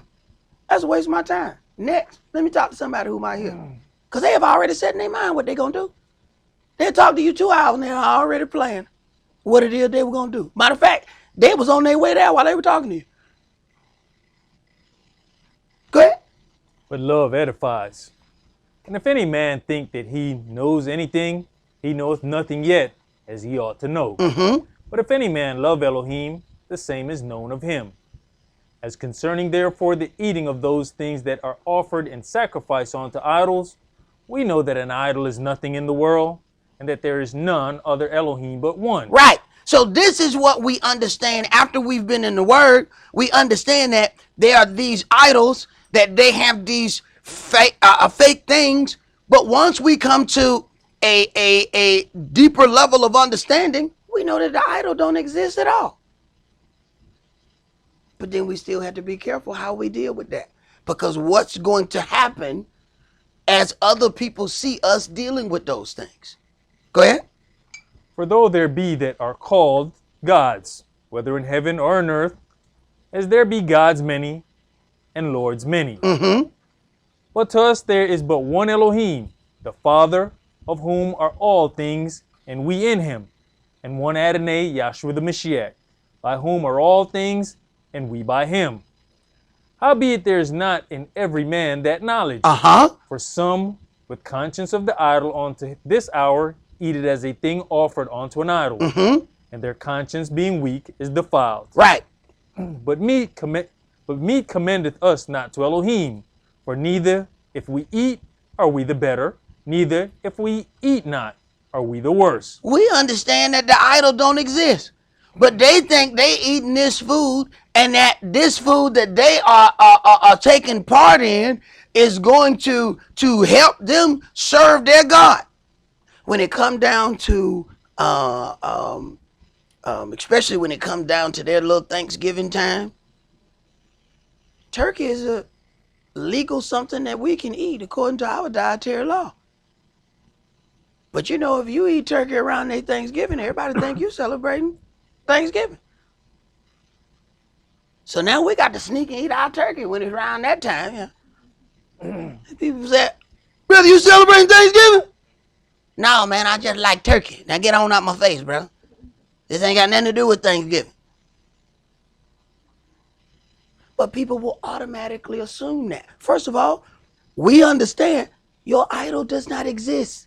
It is not real. So we are not limited by your limitations, but we have to consider the conscience of the weaker individual. You know a person got a problem drinking, don't bring alcohol around that individual. You know that person has a problem. Go ahead. But take heed, lest by any means this liberty of yours become a stumbling block to them that are weak. Now your liberty has become a stumbling block because you know some stuff. You know that it ain't real. You know that it don't exist. But now this person has now been weakened by your liberty. Go ahead. For if any man see you, which has knowledge, sit at meat in the idol's temple, shall not the conscience of him which is weak be emboldened to eat those things which are offered to idols? Now it's going to mean something different to him. Because he said, well, it was okay. I drove by there and I saw Kish he was eating at the Easter dinner. So then, I went on and went there too, man. I brought some eggs, some chocolate bunnies. Now he on a different page, but he think it's okay. Why? Because he saw Kish there. But now he's actually worshiping the idol. And he justifies it by what he saw somebody else do. But he has liberty because he had to, hey man, this don't exist. This stuff that y'all dealing with ain't real. Go ahead. And through your knowledge shall the weak brother perish, for whom the Mashiach died. But when you sin so against the brethren and wound their weak conscience, you sin against the Mashiach. Right. So now you sin against the Mashiach by causing a weaker brother to stumble because of a liberty that was given to you. See, this is where we don't consider the things that we do affect other people. And it's so interesting to hear people saying that they can do whatever they want. It don't affect nobody. No, it affects everybody that come in contact with you. It affects everybody who has seen you and seen what certain things do to you. It affects all them people. Every bit of it counts. And we don't think, we're not counting that. That's your counting it. You have harmed all these brothers with a weaker conscience. We never consider that there are younger people that are looking up to us and seeing how we're operating. And when they see how you operate, you have wounded them. And now you got spiritual blood on your hands. Go ahead. Wherefore, if meat make my brother to offend, I will eat no flesh while the world stands. Right, while the world stands. That don't mean I ain't never gonna eat no meat. And when it says meat, flesh, regular places where it says meat, that just means food. Flesh is an animal. You got vegetarians. If you are offended by my meat, the flesh, if I'm finna eat this lamb, that offends you. You like to eat collard greens only.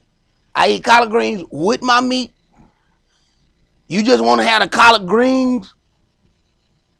If that offends you, then there will be a time that I will say, okay, I won't eat this in your presence. That don't mean I ain't gonna eat it when I go back to the house. I'm just not gonna eat it in front of you. Now, as it pertains to things done in here, the sacrifice has to be an animal. We can't sacrifice no collard green. So don't think for you vegetarians, we ain't never gonna have no vegetarian feast. So if you are offended, go outside. Because there's gonna be some flesh up in here. Understand that. So don't bring your conscience in here because that can't be done according to this word. Those feasts had meaning. So understand that. It's not we're trying to do anything, against somebody. You're a vegetarian, do your thing. But according to this book, ain't no vegetarian priest. Priest had to eat the sacrifice. Part of the sacrifice was offered. Part of the sacrifice had to be given to the priest. He had to eat that. The part that was Yahweh's had to be completely burned up, symbolizing what? Yahweh eating it. That's why he had to say, do you think I eat? If I was hungry, you think I eat the blood of bulls and goats? He said, if I was hungry, I wouldn't even tell you. You wouldn't even be able to understand what I eat. The priest had to eat it. So ain't no vegetarian priest. That's something that we're going to have to understand. And Israel was set to be a kingdom of priests. So you just rattle that around your own head and figure it out as you will. Go ahead, brother. Least I make my brother to offend. Mm-hmm. Did you finish that? Yeah, that's the last All right. Let's go to Isaiah chapter 44.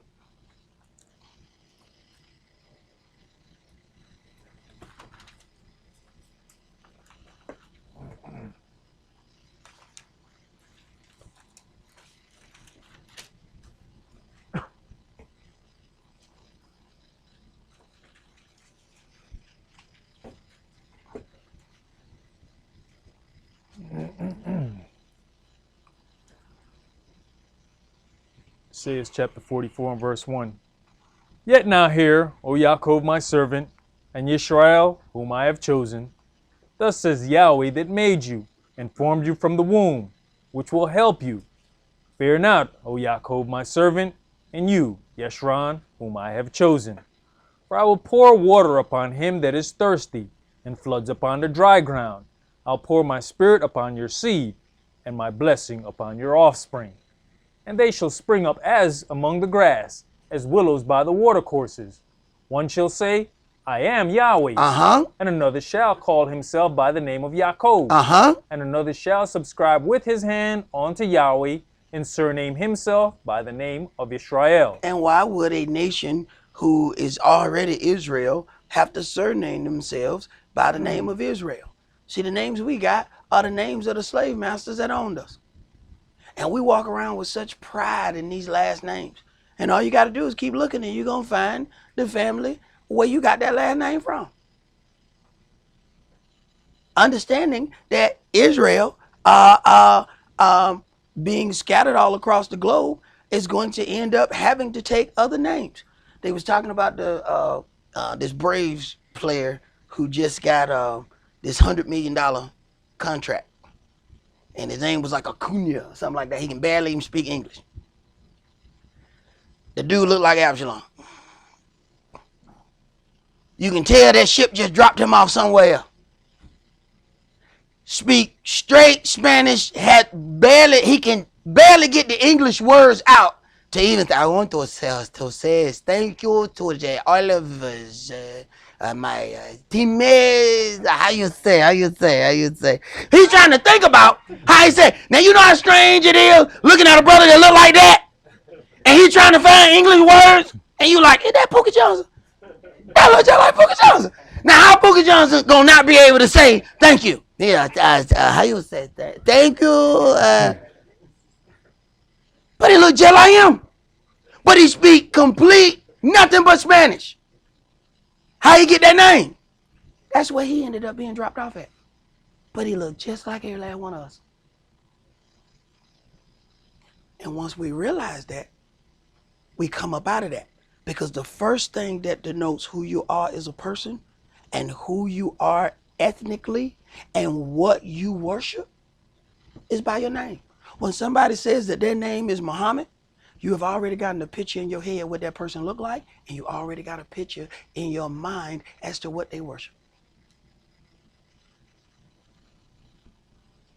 If I say, Kish, we gonna meet my friend Patel, boom, you just got a picture in your head when I said Patel. That picture didn't look like you did it. And what that person worship ain't what you worship, is it? So when I say I'm going to meet James Johnson, now you got a question in your head. Was this white James or black James? You understand? Now, if I say I'm going to meet my friend Kunta, you say, oh, no, well, I knew what Kunta looked like. See, that's why Kunta had to change his name to Toby. Why? Because that name symbolized what God you worship and who has control over you. Kunta would allow him to keep his culture. See, when we surname ourselves after Israel, we are making a change that this is who I am as a people, and this is the God that I serve. So you can be any James Smith, and they still don't know what you look like or what you worship. But I know what Muhammad worship. I know what Patel worship. Both of their names tell me what they look like and what they worship. James Smith could be anything. So there's power in a name. When you look at all of the names that have been changed in this book, what? He says Daniel means judge of Elohim. But his name was Belteshazzar after my God. What? Oh, so you gave him a heathen name to glorify your God? Yes. We know Shadrach, Meshach, and Abednego. That's the heathen names. Their real names glorified the God of Israel. Hananiah, Azariah, and Mishael. Their names glorified the God of Israel. So what did the heathen do? Give them another name so that it glorifies their God. That's why we got Jesus. Yahshua glorifies Yah. And church folk will turn around and say it. Hallelujah. Don't even know what they're saying. They'll just holler it out randomly. It's just a random thing. They'll say Jesus is Lord and all of those things. Then out of nowhere, hallelujah. What you say, old lady? And if you ask one of them, some of them will know. Well, that's God's name, baby. Well, why don't you? Why that man up there don't call it? It's a random thing. But Yahshua glorifies Yah. Jesus glorifies that Greek pagan god Zeus.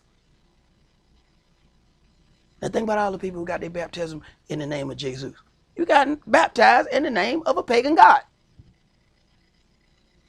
When he says, get away from me, you worker of lawlessness, I never knew you. You have to consider, whose name was you baptized in? See, a name is very important.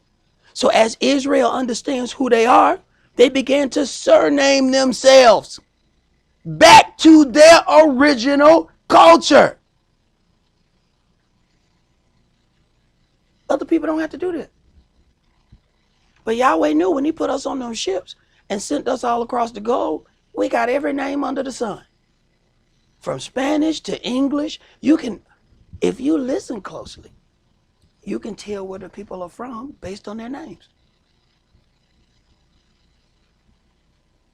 When a brother come up to me and said, my name is Winston, I know he's Jamaican. You know what I'm saying? I know, you understand that? I was like, that's Jamaican from the island. Them English got him over there. I can listen to the names. All you gotta do is listen. You hear the same name, St. Croix, right? I know where you from, brother. Because the same names follow.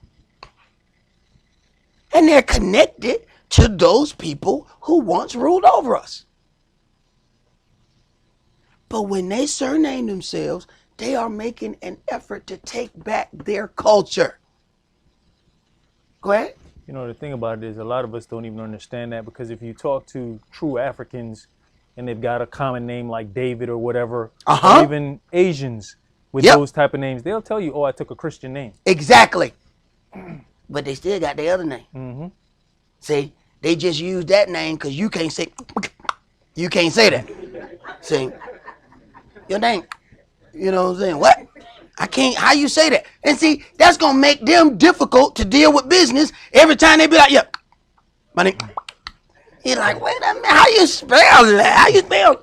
You know, I don't know how to spell that. I don't even know how to write you a check. Just put David. Okay, David. Yeah, I can do that. Here you go. But ask them, they still got their other name. They just use that name to make it easy for you. And I had to question one of them. I'm sitting there looking at this dude. My name is John. Man, come on, bro. Your name ain't no John, man.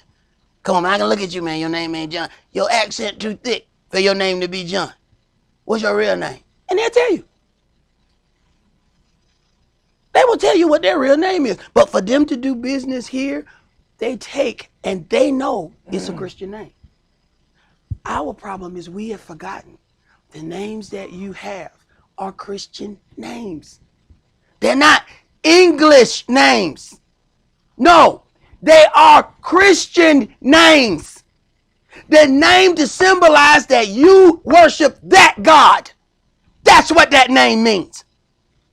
See, we say, oh, it's English, or this is French. No, that's not what that is. Your name says what God you worship. Everybody know that except us. Go ahead. Isaiah chapter 44 and verse 6. Thus says Yahweh, the King of Israel, and his Redeemer, Yahweh of hosts. I am the first, and I am the last, and beside me there is no Elohim.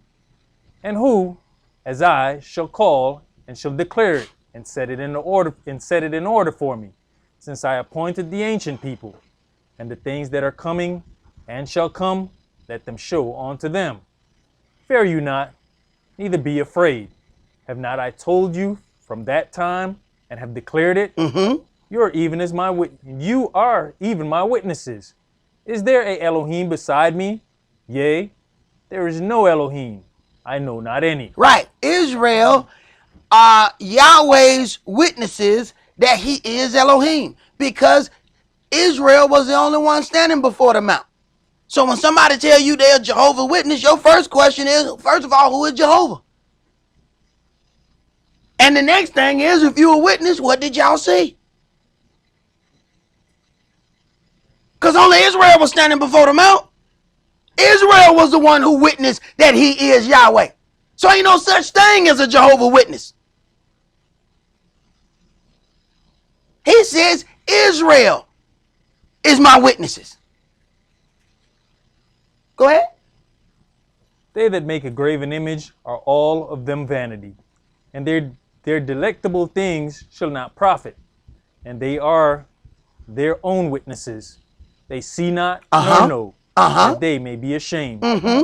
Who has formed a god, or molten a graven image that is profitable for nothing? Behold, all his fellows shall be ashamed, and the workmen, they are of men.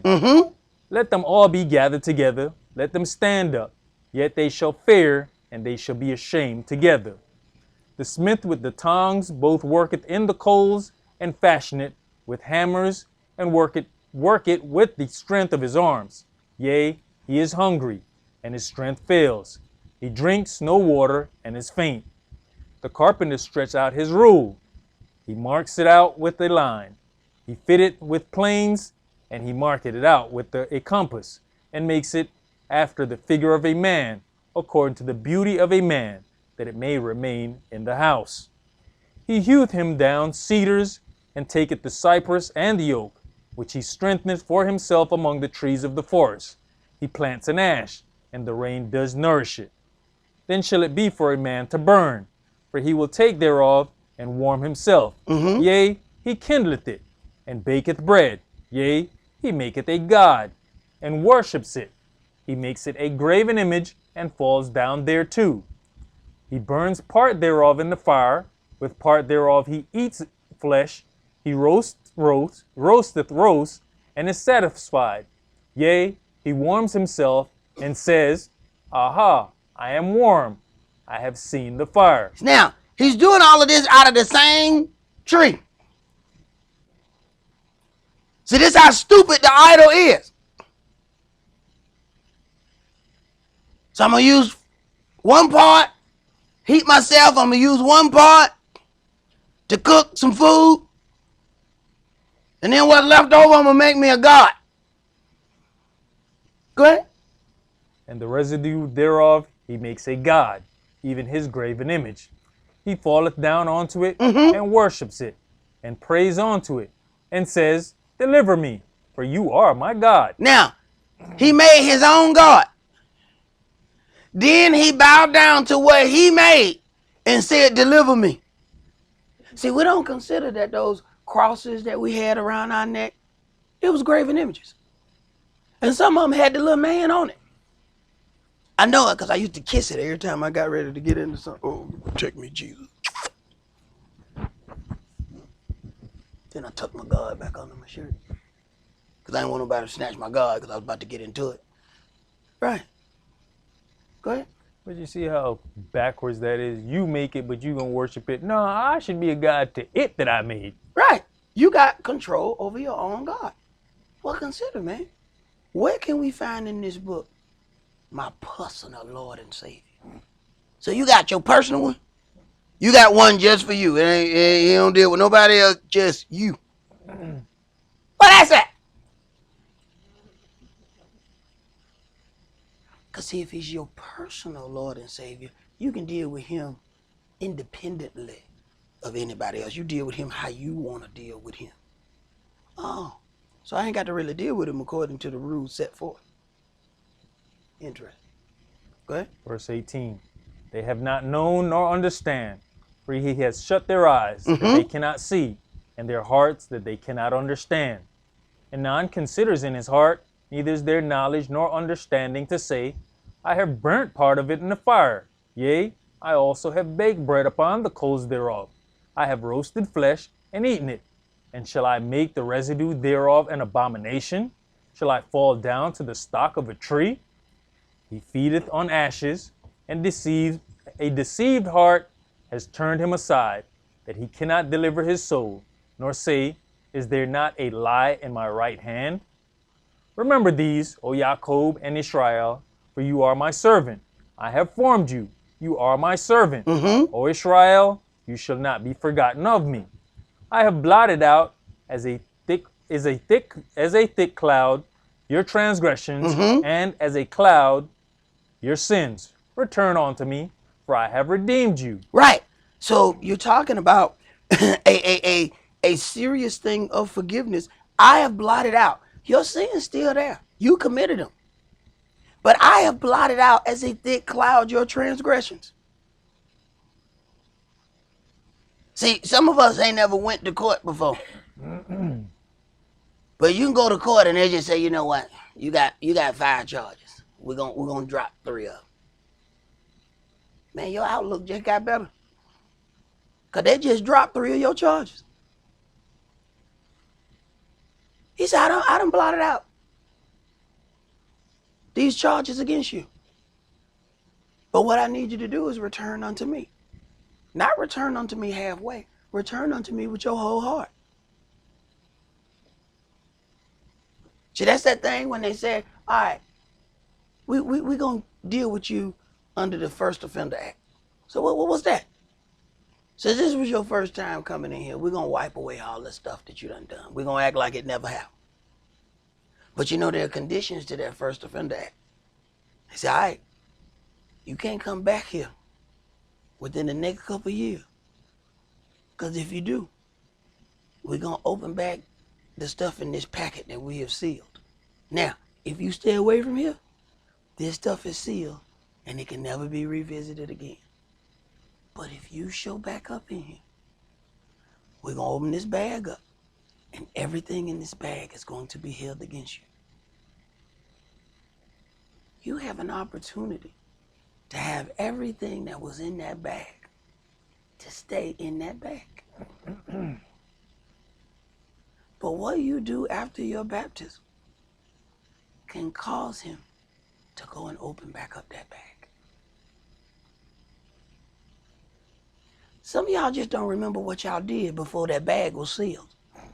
I think that's why, you're a little bit boisterous. Because you've had selective amnesia about what has happened before he put that stuff in that bag. You don't want him to open up that bag. You need to let that stuff stay in the hole that it was buried in. That's where that stuff needs to stay. But depending on how you operate,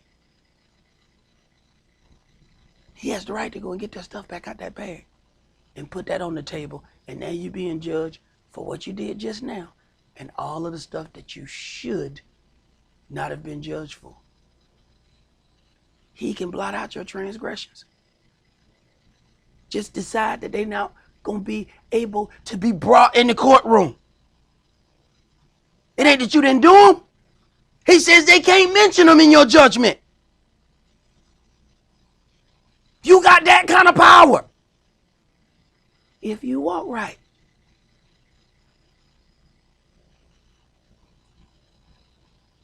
And if Yahshua is your lawyer, understand him and the judge, they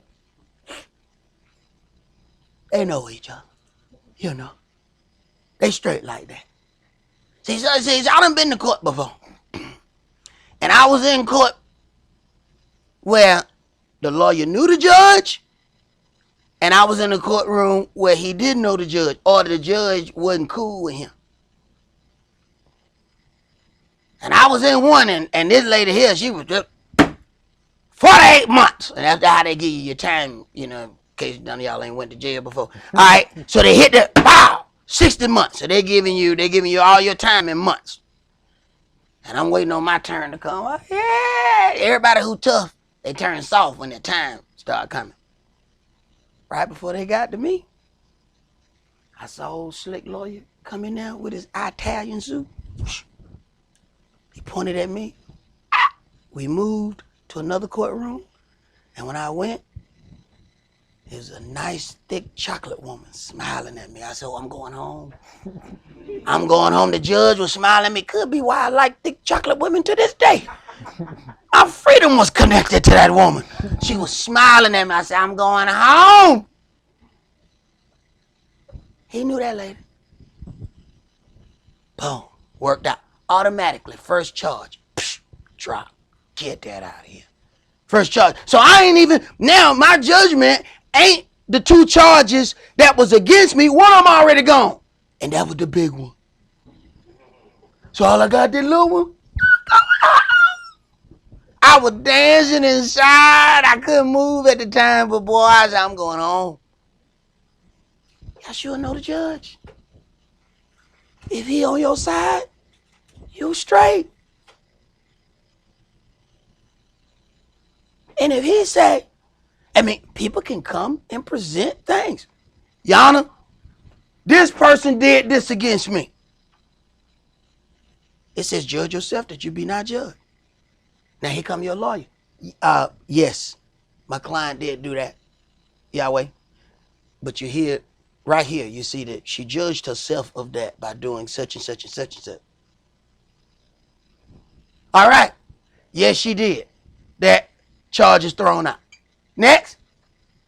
One that you didn't do it. Oh, you definitely did it. But it's not admissible in court against you. But you got to have the right lawyer. See, when me and a buddy of mine got into trouble, when his lawyer showed up, I told him, I said, you going to jail. His lawyer had that short sleeve shirt on with the polyester suit with that clip-on tie. I said, you going to jail. See, I can tell that because your lawyer looked like he just got out of jail. Look at your lawyer. I knew you going to jail.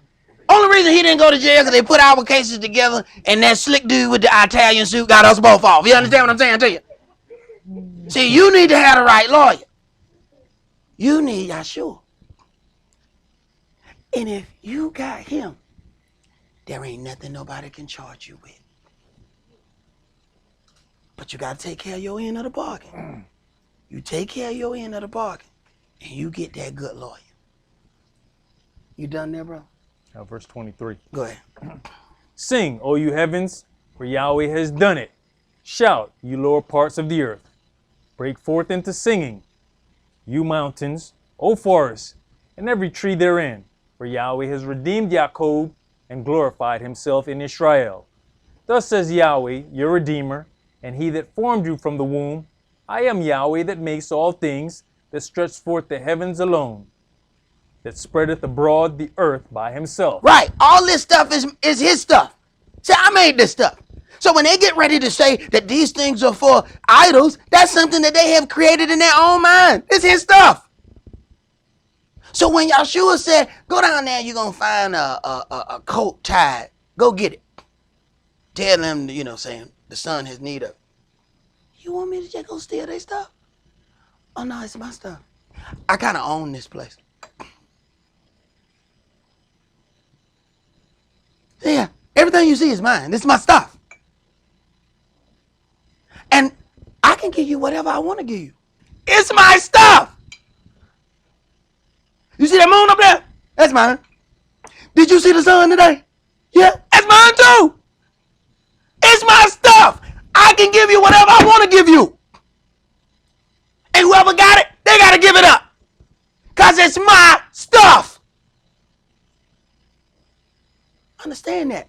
You serve an Elohim who owns everything. And whatever he want to give you, he can take it from one and give it to you because it's his. Go ahead, bro. That frustrates the tokens of the liars and maketh diviners mad, that turneth wise men backward and maketh their knowledge foolish, that confirmeth the word of his servant and performs the counsel of his messengers, that saith to Jerusalem, you shall be inhabited, and to the cities of Yehuda, you shall be built, and I will raise up the decayed places thereof, that saith to the deep, be dry, and I will dry up your rivers, that saith of Cyrus, he is my shepherd, and shall perform all my pleasure, even saying to Jerusalem, you shall be built, and to the temple, your foundation shall be laid. Right. Let's go to Romans chapter 10. And I think this is going to be the last one that we're going to do today. We're going to start back here next week because I got about 7 more scriptures. This what happen when you give me a whole week to do a class. This ain't. See, I had to make the class in advance so that we could hang out last night. And apparently I had too much time on my hand because we ain't nowhere near through, and I want to keep this stuff right here together. See, there's certain things that you need to read back to back. See, depending on where I stop, the next part is not going to make sense to you. So I got to get to a stopping point. I can't just stop. See, if I read the next one, I'm going to need to read all 7 of them. See, so I can't do that. So we're going to do Romans chapter 10, and we're going to read verses 1 through 3, and then we're going to stop there, and we'll start back here next week. Romans chapter 10, and start at verse 1. Brethren, my heart's desire and prayer to Elohim for Israel is that they might be saved. For I bear them record that they have a zeal of Elohim, but not according to knowledge. A zeal of Elohim. So we got love for Yahweh, our Elohim, but it is not according to the correct manner. See, we even before we understood anything or dealt in the church, we always knew that there was a certain love of God, even though we didn't know nothing. You got to understand, there's a certain amount of us that have just come from the Levitical priesthood and we don't know nothing about it. And if there are men who have come from the Levitical priesthood, there are women who are daughters of the priesthood. And they don't know why. We was up in Sunday church and the women like, I don't know what it is, but I just love me a man that love God. Oh my goodness. Right. Them daughters of the priesthood. They don't know it. They just attracted to men who in the word. They have no idea why. Right. And we as men being off in the street at the same time, we like, just certain things I ain't gonna do.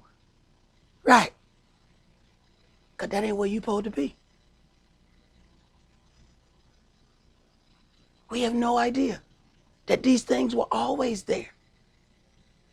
Think about, in Israel, they had to marry amongst their own tribe. So when you deal with these daughters of the priesthood, they married priests. So you have these women who are automatically love men in the word, and they don't understand why. You're a daughter of the priesthood, sweetie. You ain't supposed to be with any old body. That's why you have, had a hard time up to this point, because you're trying to marry Pookie, Lukey, and Dookie. And you can't figure out why it didn't work out. Pookie, it didn't work out. Lukey, it didn't work out. And Dookie, we know why that didn't work out. Because he full of, yeah.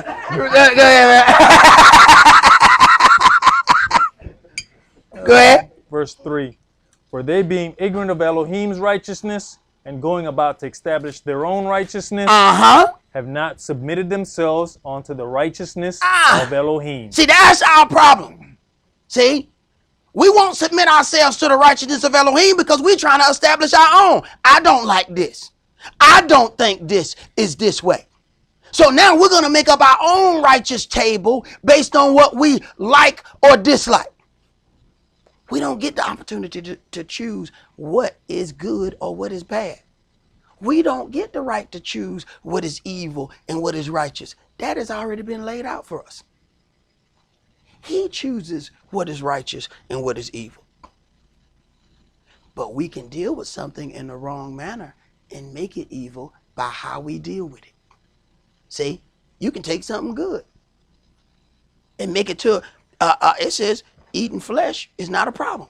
But if you eat flesh to the point that you become a gluttonous person, now you just eating, and to the point that now somebody got to roll you to the parking lot because you can't walk no more. You done ate so much that it's coming back out your mouth. Now you turn that into a problem. That wasn't a problem before. You made it a problem. See? And we can't justify our actions by our own thought process. Because we're all going to have to stand before that judgment seat of the Mashiach and give an account for everything that has proceeded out of our mouth. So says this word, not so says Esaac ben Israel.